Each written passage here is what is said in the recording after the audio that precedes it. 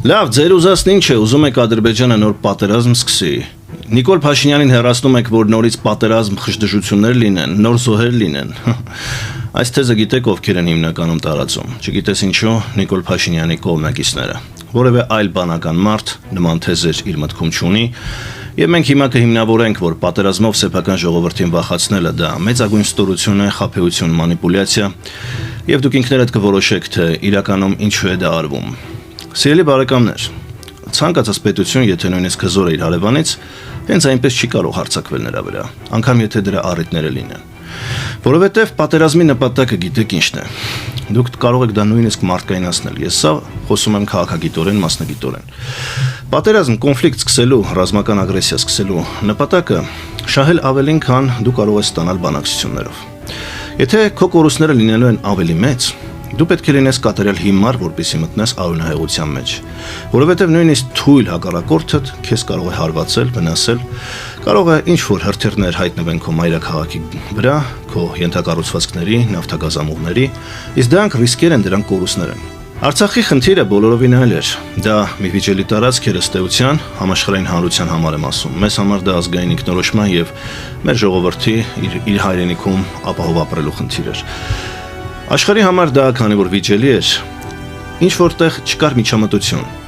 Ադրբեջանը իր ռիսկերը հաշվարկել էր։ Իսկ բուն Հայաստանի տարածք ներխուժելը եւ լայնամասշտաբ պատերազմ սկսելը դա կապված է հսկայական ռիսկերի հետ։ Դա կապված է ռեպուտացիոն ռիսկի հետ, ներդրումային, ֆինանսական կորուստների հետ, նյութական, մարդկային կորուստների հետ եւ իհարկե միջազգային սկանդալների, միջազգային մեկուսացման սանկցիաների հետ։ Հայաստանում հատվում են բազմաթիվ գերտերությունների շահեր։ Եվ եթե Արցախի հարցում կար այդ վեճը, որը ամեն դեպքում Արցախը խորհրդային միության, թողաջառանգությամբ համարվում էր Ադրբեջանի տարածք, կարող էին աչք փակել Հայաստանի վրա հարձակման դեպքում աչք չեն փակելու։ Հետևաբար Ադրբեջանը սահմանափակված է հարձակվել, նույնիսկ եթե ունենա դրա հնարավորությունը։ Հիմնավորեմ նաև հետևյալ փաստով։ Տեսեք, Ալիևը ասաց, որ կարող էր զենքի ուժով զավթել Զանգեզուրի միջանցքը, բայց ինչու դա չարեց։ Որովհետև հանկարծ բարիացավ, հանկարծ տեսավ, թե ինչ գեղեցիկ են Նիկոլ Փաշինյանի աչքերը, ինչ բարի են, եւ սիրտը թուլացավ։ Իհարկե ոչ, եթե կարողանար կաներ։ Հարցը միայն ռազմական ուժը չէ, հարցը ձեռք բերված օգուտը համադրելի վնասների հետ։ Արդյոք նա հետո Իրանի հետ կունենար կոնֆլիկտ, մեծ հավանականությամբ կունենար։ Արդյոք Հայաստանը կարող էր որոշել, եթե անգամ Նիկոլ Փաշինյանն լիներ ղեկավար, որ հանկարծ կարող էին հրթիռներ ուղղվել, ենթադրենք Բաքու-Թբիլիսի Ջեհյան նավթամուղի վրա։ Իհարկե տեսականորեն կարող էր։ Հետևաբար Ալիևը հաշվարկում է իմաստը սրա,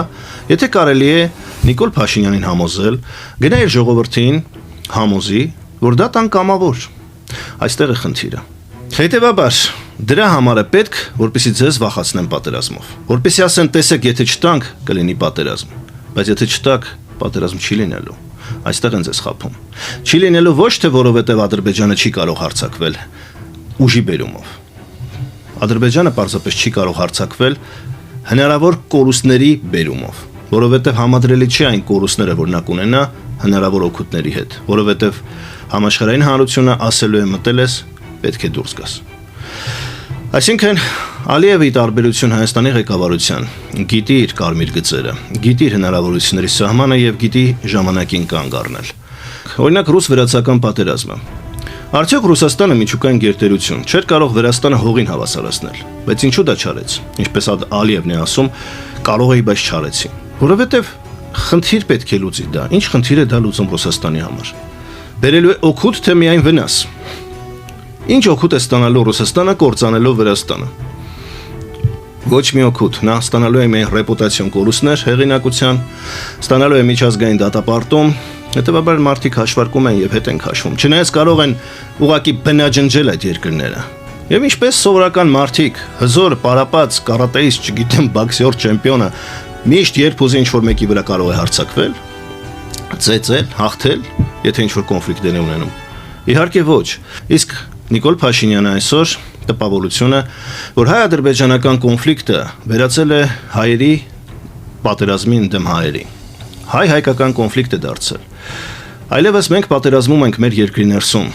Նիկոլ Փաշինյանը մեզ բոլորիս ցույց է տալիս, որ մենք թերի ենք, որ մենք սխալ ենք։ որ մենք թույլ ենք,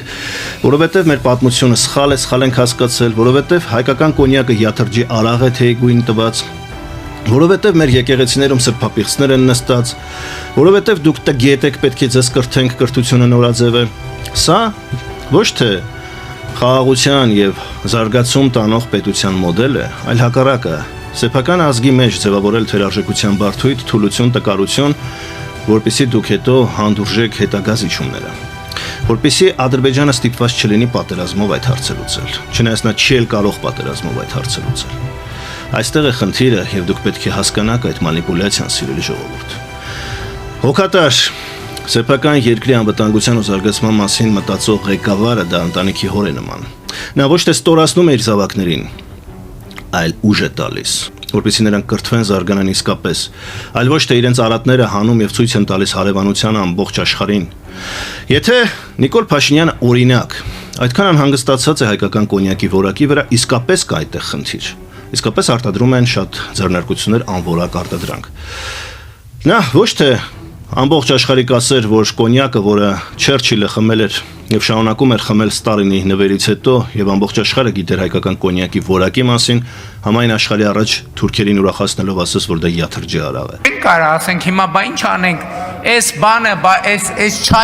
չայով գույն տված բանի յաթրջի արաղը, որի անունը դրած է կոնյակ, հիմի բա ինչ անենք։ Եթե դու իսկապես մտահոգ ես հայկական կոնյակի համար, դու կկանչեիր որպես պետություն դու ինքդ ես պատասխանատու որակի ապահովման,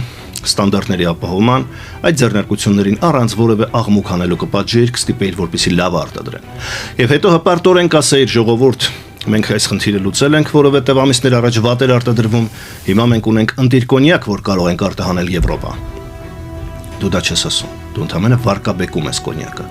Այստեղ մատնում ես, որ քո հոգատարությունը ոչ թե հայկական կոնյակը զարգացնելն է, այդ կոնյակագործությունը, այլ վարկաբեկերը։ Հայերի մեջ կրկին թերարժեքության, ստորի, խափեբայի համբավը ամրապնդելն է։ Ինչու, որպեսզի բերես սահմանադրական փոփոխություններ, որպեսզի հայերի իմունիտետը պաշտպանվելու թույլ լինի։ Սա է։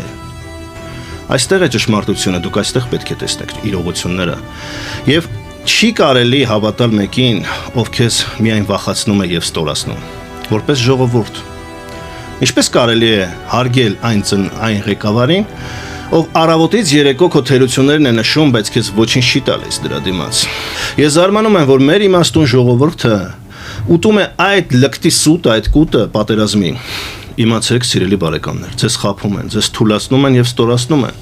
Իսկապես ձեր խաղաղ եւ զարգացման մասին մտածող մարդը ձեզ չի վախացնի օրնի բուն թշնամիներով,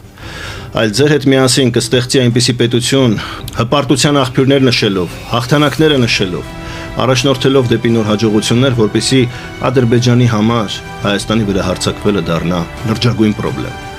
լրջագույն կորուստներ, որպեսզի նա դրա մեջ որևէ օգուտ չտեսնի։ Իսկ դրա համար պետք է, որպեսզի ժողովուրդը լինի միասնական, հպարտ ինքն իր իրենով, հպարտ իր նվաճումներով, իր կոնյակով, իր եկեղեցով, իր ազգային ավանդույթներով, իր պատմությամբ, այլ ոչ թե այն, ինչ անում է այսօր Նիկոլ Փաշինյանը։ Նա իրականում ձեզ պատրաստում է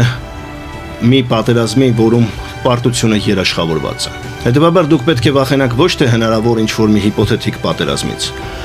այլ պատերազմից, որտեղ Հայաստանի ղեկավար կմնա Նիկոլ Փաշինյանը։ Եթե Հայաստանի ղեկավար Նիկոլ Փաշինյանը դիմավորի նման հավանական պատերազմ, ուրեմն պարտությունն արդեն երաշխավորված է։